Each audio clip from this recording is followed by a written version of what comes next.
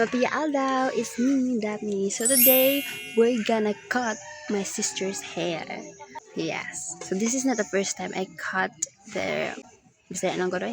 This is not the first time ako na nag-cut kong hair sa akong mga igsuon. I mean, only 2 girls. May ginakat lang na ako alang hair. But, aside from that, wala na ko yung ginakat. Only my 2 sisters. Pinapakrisan ako sila. Kung si Papa papainan. So, ikat na ako iyahang hair. Mana? Naghihapon may karon sa among shelter. Almost 2 months na may diri apat. Nihupa naman ang balod. Ang balod. Nihupa naman si Bagyo. Si Linog na lang pud karon ng bantayonon. Kaya until now, naghihapon mga aftershock nga mabati. Siya mo shelter. Ayaw lang i-mind kung sa kakalat. Shelter nga ni. So this is my first client.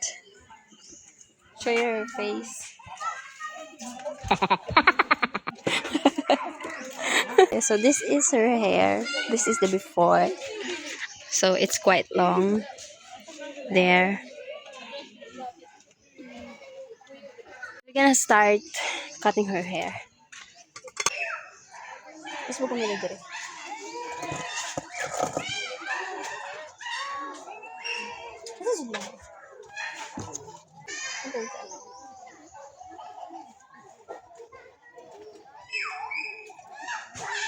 Asa yung mga maganda dali daw? So we're gonna cut her hair here.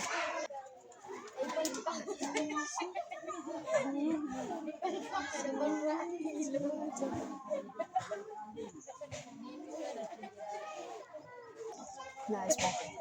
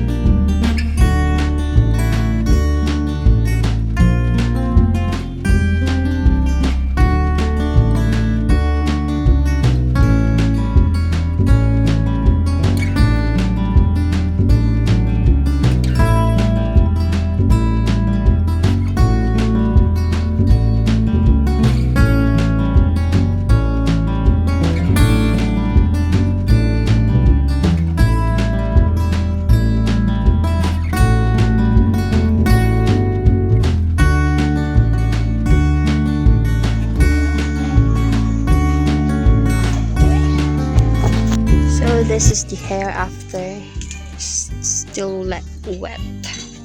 Hindog. Harap.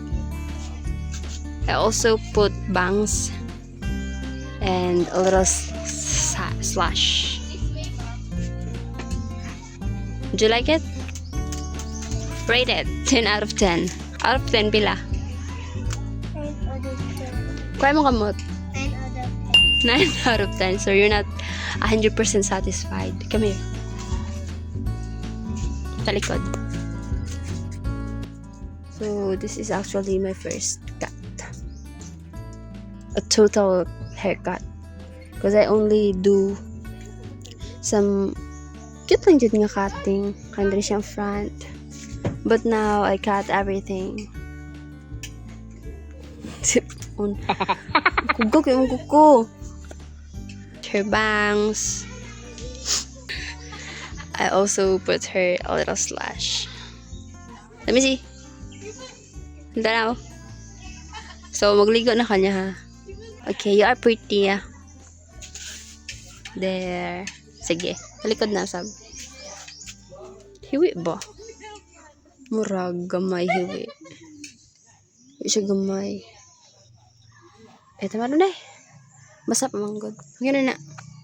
Okay. Medyo siya tense. Medyo siya kapoy. Lihukan kayo siya. Lisod kayo siya gupitan. Kasi ano. Taga-cut pero mo siya. Bukog yung. Gabi ka bukogon. Alam na akong pag-cut sa ako ang manghod kaina. Napahulan lang sa pod ko. Kay gabi wala kayo tarong tulog.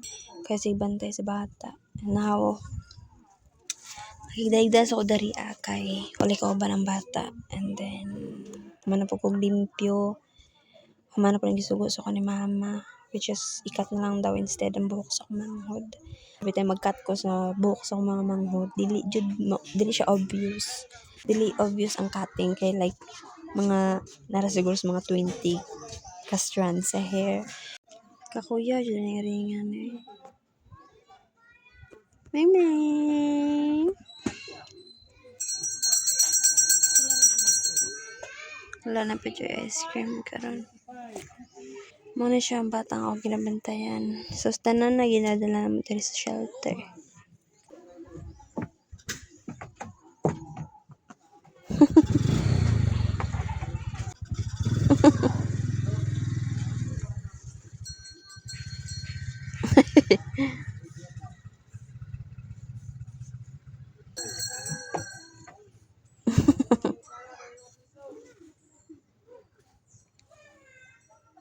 Sila na siya. So, wala ko trip, no? After wag na nilakaw na pala ko manghod after atong pag-cut. And, magdali araw siya na stay. Ano siya mo shelter. Ano siya mo kinatulugan every night. Like, after atong linog, wala na ako nakatulog bisan asa. Like, tari na jud. Tis ibabaw. I mean, nakatulog ako sa katong pagbagyo po. Tis natulog po mi dito sa Pakas Balay. Dolrani.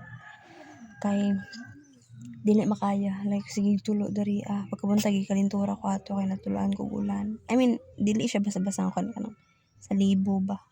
Ang kay struggle karong panahon na. Marali ako kaliwawan video. This is just for memories kay after may trabaho na po ko. Then, and I guess I'm gonna end the video na instead. Kaya matulog na po ko. As I've said, ako tulog like almost 2 weeks na. Kaya bantayan ng bata. Si Zoe. Because her mother is naasa nag-process pa abroad. Thank you for watching the video, even though I am the only one na matanaw ng video. But it's okay, because this is my video. Kasi itong laban. And that's all. Pia. Aldaw, takadita to doon. Bye! Keep it low key, keep it softly spoken, with no strings tying you to me. I'm happy in your company with no emotion, 'cause my love